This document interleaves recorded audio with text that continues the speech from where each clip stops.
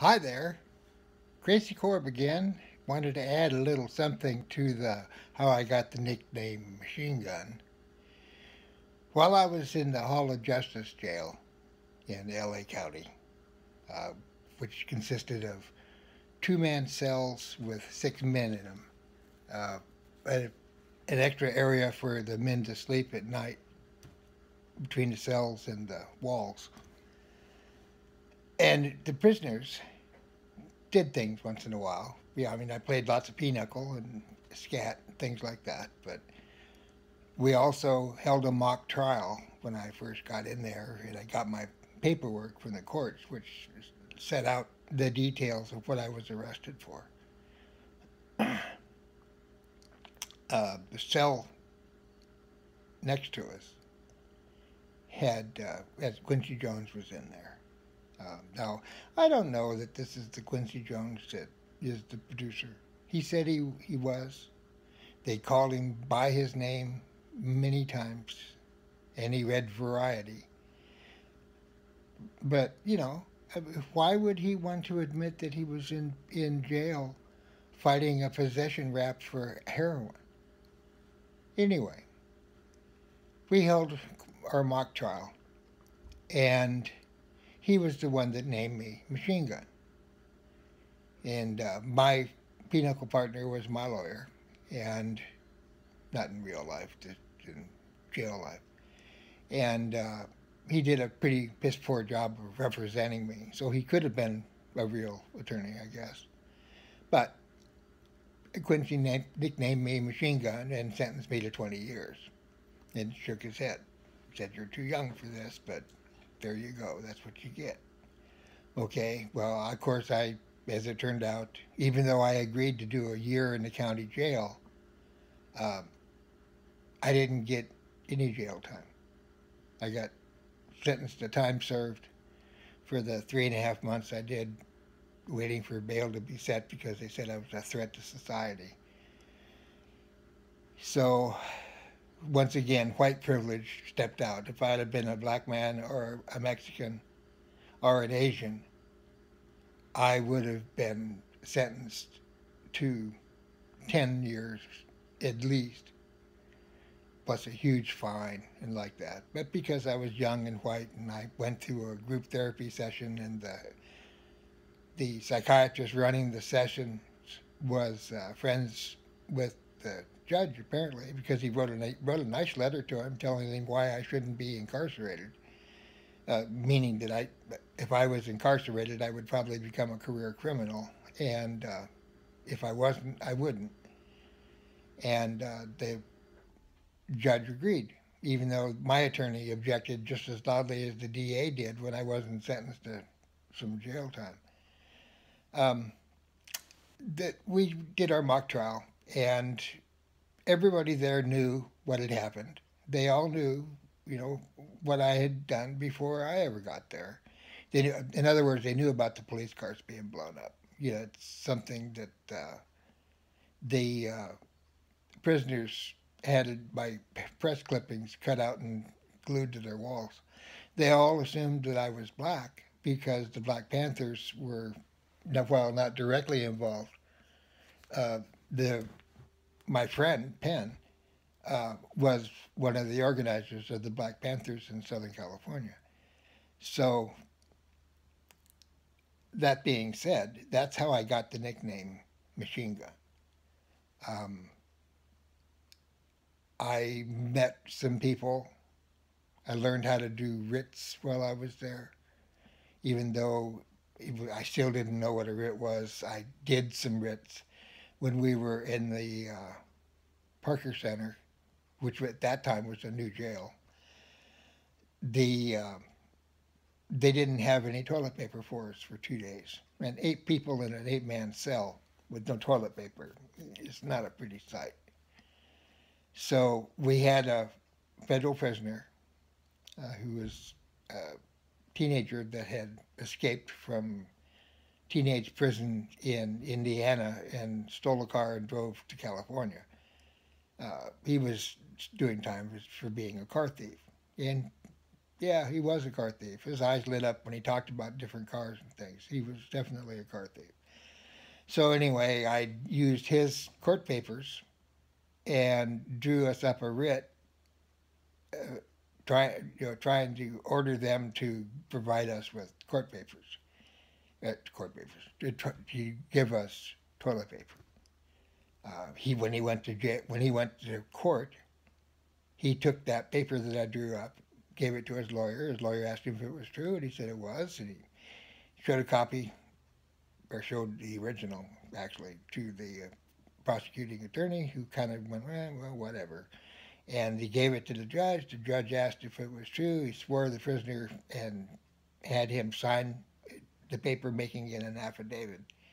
Told him the paperwork was well done, and he said, well, I didn't do it. And he said, well, who did? And he said, well, one of the other prisoners. And he goes, who? And he said, Gary-Corbett. And he goes, well, tell him he did a good job. And he said, okay. He says, and is he in your cell? And he said, yes, he is. He goes, fine. I'll see him this afternoon. I'll tell him myself. So, prisoner makes his way back, and you'd have to be into the LA jail system to realize that making your way back is an extremely long, time-consuming ordeal, because they have a couple of hundred buses every day that they run full of prisoners to different jails all over the county. And so when he got back, it was dinner time. A little late for dinner, so he didn't get it. He got the traditional orange and a bologna sandwich. So he came in and said, well, did we get toilet paper? We said, no, we didn't. He goes, well, the judge said that he would see us today. And just then there was a commotion.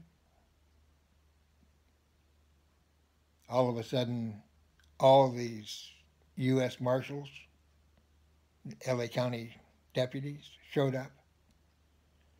The judge called the kid out by name, called me out by name, and he asked the prisoner, he said, do you guys have toilet paper yet?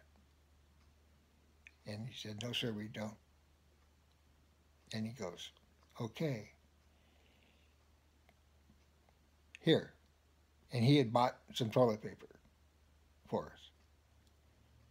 Then he turned and he says, now I direct the sheriff of this county to provide toilet paper to everybody in this jail. Everybody in this jail gets a roll of toilet paper now.